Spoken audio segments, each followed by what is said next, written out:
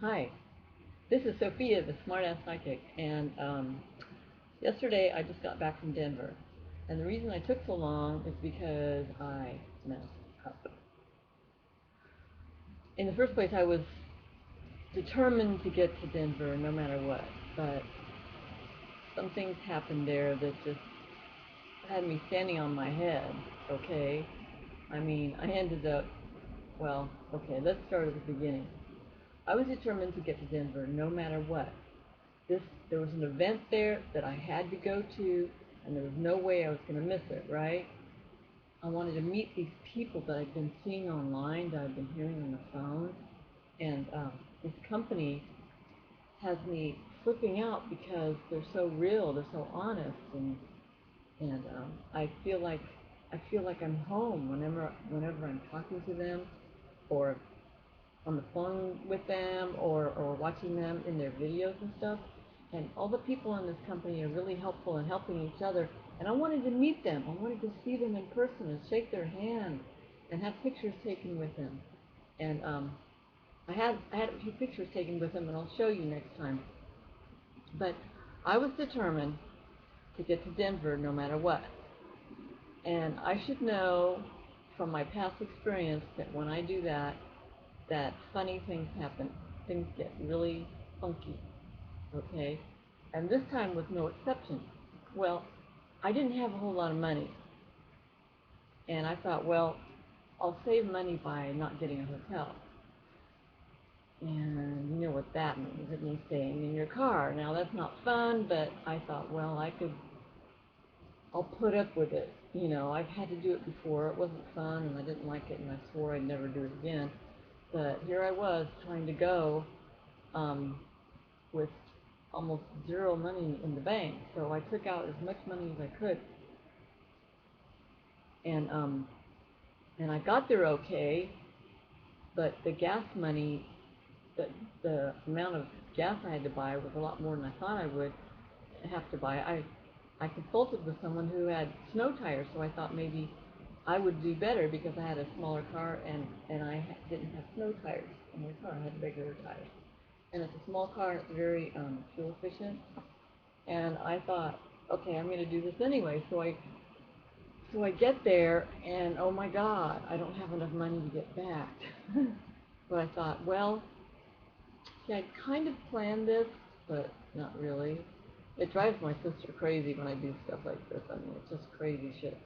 So my sister's going, "Oh, what are you going to do now?" And I said, I'll think of something.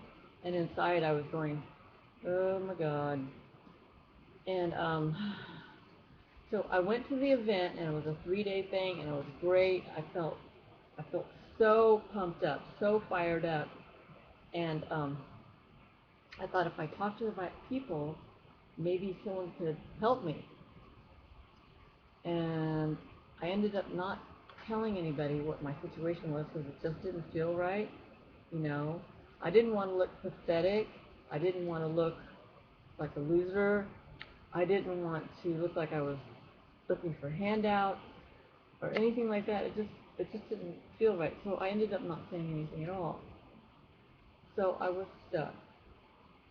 The event was the 19th, 20th, and 21st of July, 2013, this year, just now, this last weekend. And and I couldn't go home. I made some friends though, that was really cool, but I couldn't go home. And I thought, okay, and so at first it was kind of an adventure, but I was sitting there in the car that first night thinking, why do I do this to myself? Do I think this is fun? Do I think it's powerful, sleeping in my car? It, I've always had this thing, I had to sit there and think about it, you know? I've always had this thing about beating the system, and part of me was like, yes, I'm beating the system. I don't have to buy an expensive room in a motel. But, you know, another part of me would have loved that. There are some beautiful, gorgeous hotels in Denver that would have been just awesome. Of course, I wouldn't have stayed in one of those. I would have gotten something that was maybe $60 or something like that, you know, one of the cheap motels. But I didn't even have money for that. So anyway, I stayed in the car. I thought if I stay in the car, I'll be able to, okay, I'm plugged in. If I stay in my car, I'll be able to save enough money for gas. Well, it didn't work out that way. I didn't go out and buy food at a restaurant. I didn't buy any fancy, I didn't buy anything while I was there in Denver, okay? I just didn't spend money and I was stuck.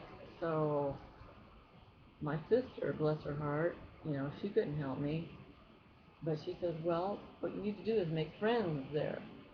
And the people in the company event that I had gone to, that I had met and made friends with, did not have anything to help me with. And I wasn't about to ask them for money. And only one person there did I tell about my situation. And he really didn't have anything to help me with. And it was a bad situation. So anyway, my sister says, well, why don't you make friends while you're there? And that's the only thing I can tell you, she said. And so I went to a truck stop and stayed there overnight because it felt safe there. Denver, the cities, I don't know if you know this, if you've noticed, but the city streets, if you're sitting parked for a while, the cops kind of come around and check you out, and they might even ask you questions and stuff, and I didn't want any cops asking me questions and all that because I had canceled my auto insurance in order to be able to come to the event. Yeah, okay, crazy shit, right? I know. So anyway, I made friends with this guy. There were two people on either side of me at the truck stop in this corner where the cars were parked. And I made friends with this guy, and he told me about a couple of food banks and shelters and stuff in town. So I went, and long story short, I ended up at a women's shelter, which was very nice. It was a very nice one. It was probably the nicest one there. They had good food. It didn't taste canned at all. And I felt okay, but the whole time I was there, which was 2 days, I was thinking, wow, is this what I want? Do I want this kind of life?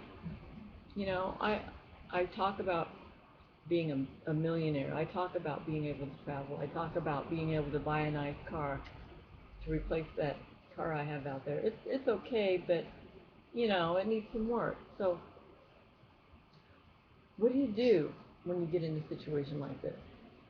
Maybe you do what I do and you think, okay, I need to change things. I need to change the way I'm doing stuff. I need to change the way I think. I need to change the way I'm looking at this. And I thought, okay, this didn't work. My thing was, I thought, if I could, if I could get there, I'd be all fired up because that's what those events do. They really fire you up, and they don't sell stuff at these events. They're all about empowerment of the people, freeing you from the system, so you're not a slave to some job, so you're not a slave to some debt you have, so you're not a slave to these bills you have, so you're not a slave to these old mindsets that, well, I coulda, shoulda, or I have to do this or that, things that you don't like to do. The whole, um, the whole, the whole aim of this company is to free people to be themselves, to find out what it is, who they really are. And when you're tangled up in the system and you have to have a job and you have to pay off your debts and you have to do this and that, you get lost. You get lost in the system, right? Am I right? So anyway, I was so sure that with this event that I would get all fired up because that's what always happens to people. People have testimonies when they come out of those events and they are a changed person, blah, blah, blah. And yes, I was a changed person. However, my first thought when I got there to Denver was, okay, if I don't have enough gas, because by the time I got to Denver, I realized that I'd used up too much money for my gas, even though I was driving 60 miles an hour. I still, I still used up too much money for the gas. I miscalculated, and I thought, oh. So before the event, I was thinking, okay, well, all right. If I run out of money, this is what I'm going to do. I'm going to be so fired up, motivated to get home that I'm gonna make money. Okay, I'm gonna do my blogging and all my marketing stuff, and the money's gonna come pouring in, and because I'm so fired up, motivated, and all that, and I'll be able to get home on that money. Well, there's one thing I did not calculate. You can listen to all the affirmations you want all day about I am wealthy, money is coming to me, I am full of wealth, I am full of money, I travel, I wear beautiful clothes, I do this and I do that. Money comes easily to me. Whatever your affirmations are about money, and you can say them all day and they still won't get to you, it still won't change you, they still won't bring in that magic that you're looking for if your baseline is not fixed. Now, what I mean by baseline is your mindset, your general mindset about you, whether you deserve money, whether you are the type of person to get rich, whether such things could happen to you. And I realized there was a mindset in my head that said, oh, wealth happens to other people. That kind of stuff happens to other people, not me. And so I thought, wow, no matter what I do, no matter how much I push, no matter what little tricks I use for marketing or whatever, it's not going to work because that basic thing isn't there. That basic idea of I deserve, I can have, seeing yourself as a wealthy person, as someone money comes easily to, all that kind of stuff.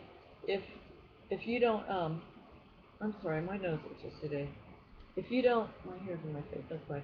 If you don't have that basic mindset of I love me and I can have whatever I want, the self-confidence thing, the belief in yourself, if that is not there, then any affirmations you want to do on relationships, on wealth, on health, on your appearance, on your job, concerning the house you live in, the neighborhood you live in, the friends you have, you can do affirmations till they're coming out your ears, but if your baseline is not there, the basic idea of you loving yourself and believing in yourself and believing that you can have these things, if that's not there, then all these other affirmations are a waste of time. So, when I saw that was kind of my breakthrough, okay? I went there to have a breakthrough, but my breakthrough was realizing that my baseline wasn't even there. And in order to have all these other things, the wealth and friends and whatever, I needed to have that basic belief in myself that said, I can have whatever I want. And so, wow, I thought, all right, now I know what I need to do. But I had a problem. I was stuck in Denver. So I prayed to God and I said, God, now I know what I need to do, and it's not pushing myself with the marketing or anything. It's cleaning up what's in here. It's replacing these old tapes in my head that said I couldn't have what I wanted. So, but I need to go home for that. And so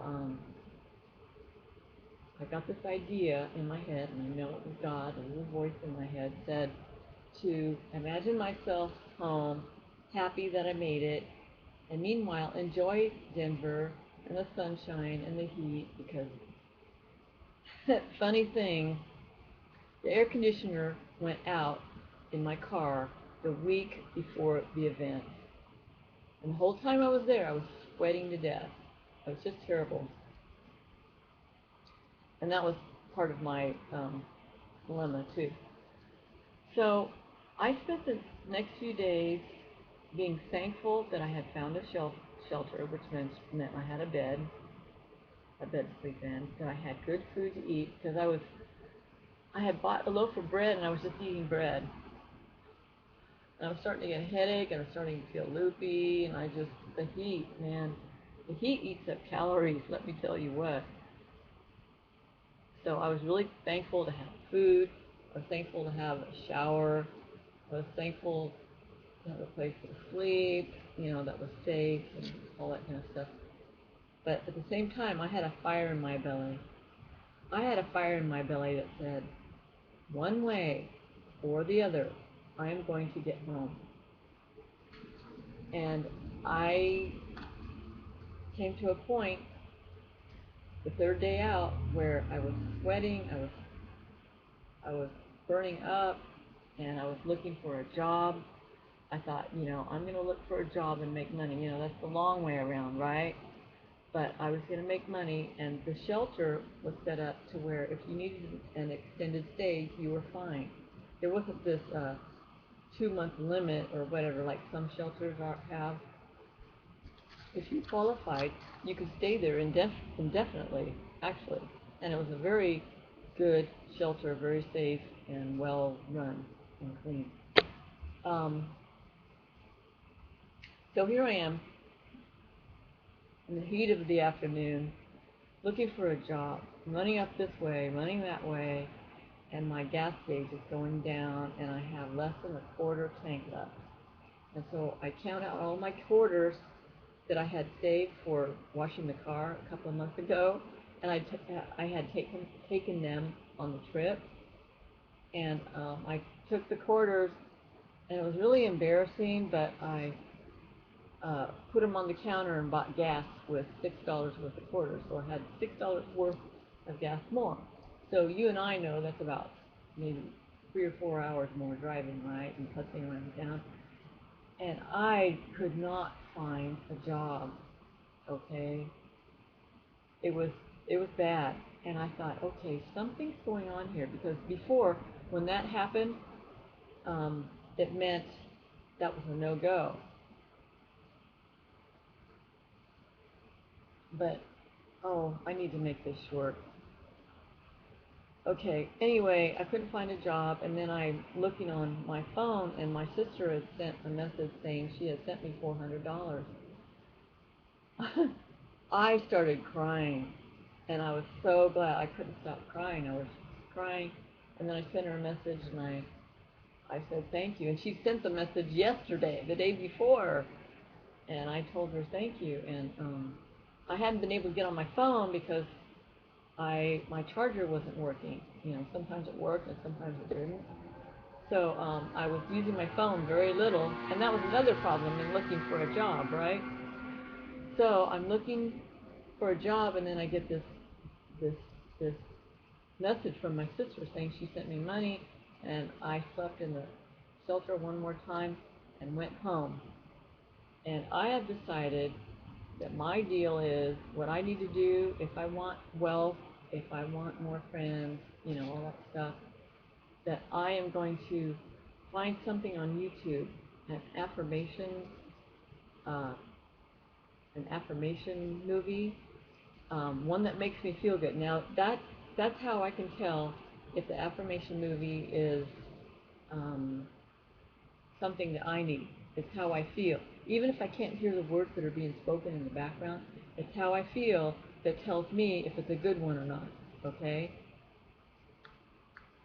So that's what I'm going to do, and I will keep you posted and tell you how things are going. Right now, I'm looking for a job, a regular job, just to have money coming in while I work on the changing my mindset. You have to change your mindset if you want to change your life. You can change physical things outside in your life, but if you don't change your mindset, it's not going to work. Okay? At the very most, it'll be temporary. It'll be temporary changes. So, if you want to know more about this, about changing your life and making making your dreams come true, click the link below, okay? And come and see me and leave comments on my site, all right? Thanks for watching.